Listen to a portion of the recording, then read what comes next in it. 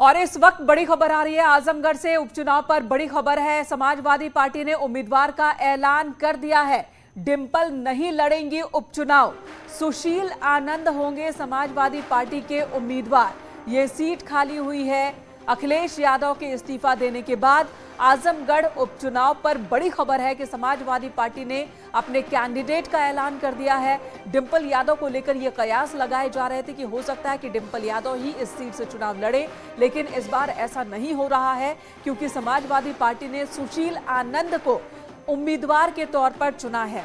यानी कि आजमगढ़ की जिस सीट से अखिलेश यादव सांसद थे, अब इस सीट से चुनाव लड़ेंगे सुशील आनंद और वो होंगे समाजवादी पार्टी के उम्मीदवार। आपके सामने तस्वीरें भी सुशील आनंद की। समाजवादी पार्टी की ओर से अब ये कैंडिडेट होंगे, आजमगढ़ लोकसभा सीट से चुनाव लड़ेंगे।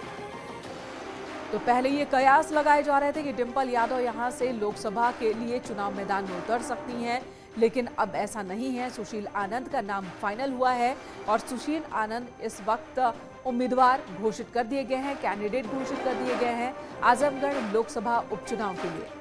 अखिलेश यादव का इस्तीफे की वजह से खाली हुई थी ये लोकसभा सीट।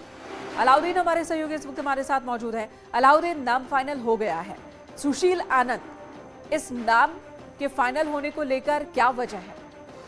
देखिए, ये दलित चेहरा है और खास तौर से ये बलिहारी बाबू जो कि बड़े नेता दलितों के रहे हैं और खास तौर से बॉम्ब सेट का और DS4 का जो पूरा आंदोलन जो है कांशीराम ने चलाया था और उसके बाद जो है BSP के और सक्रिय सदस्य भी थे और पूरा जीवन उन्होंने अपने बॉम्ब सेट के आंदोलन को दिया, यानी दलित आंदोलनों से वो जुड़े रहे। इनके पिता जो है सुशील के तो सुशील के पिता का नाम बहुत बड़ा है, तो ऐसे में माना जा रहा है क्योंकि इस इलाके में आजमगढ़ में 3 बिरादरियों का वोट बैंक बहुत ज्यादा है, जिसमें मुसलमान, यादव, दलित वोटर्स हैं। तो ये माना जा रहा है कि समाजवादी पार्टी अपने ट्रेडिशनल वोट यानी यादव और मुस्लिम को अगर बैलेंस कर ले जाएगा और उस बार एक्स्ट्रा वोटर्स अगर दलित चेहरे के आ जाएंगे तो सीट उनके लिए ज्यादा आसान होगी। शायद इन तमाम तकनीकी बिंदुओं को लेकर के बलिहारी बाबू के लड़के का नाम सबसे आगे चल रहा है।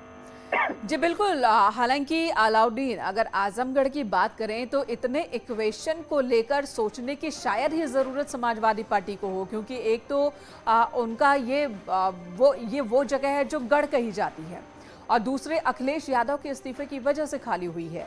और ऐसे में क्या ये कैलकुलेशन मायने रख रहा है सुशील के नाम के फाइनल होने के पीछे, या कोई और वजह भी हो सकती है? देखिए, 2 बातें बहुत अहम हैं और सबसे पहले ये कि सवाल ये उठ रहा था क्या यादव फैमिली से कोई व्यक्ति आ रहा है इलेक्शन लड़ने के लिए, एक सवाल ये उठ रहा था। दूसरा, क्या किसी लोकलाइट को क्या टिकट दिया जा रहा है, जिसमें रमाकांत यादव का नाम बहुत आगे चल रहा था। हालांकि वो मौजूदा विधायक हैं, पूर्व सांसद भी रहे इस इलाके से। 2014 में हालांकि वो BJP के टिकट पर उन्होंने चुनाव लड़ा था और वो चुनाव हार गए थे मुलायम सिंह यादव के खिलाफ। तो ऐसे में खास बात समाजवादी पार्टी ने इस बात का ध्यान दिया कि अगर किसी लोकलाइट को हम लाते हैं तो ऐसे स्थिति में कहीं विद्रोह की स्थिति ना हो, तो ऐसे साफ सुथरे चेहरे को लाया जाए, यानी नए चेहरे को जो ठीक है। तो एक तो परिवारवाद का जो आरोप लगता रहा है, उस आरोप से बाहर निकलते हुए पार्टी नजर आ रही है और फाइनल किया गया है सुशील आनंद का नाम।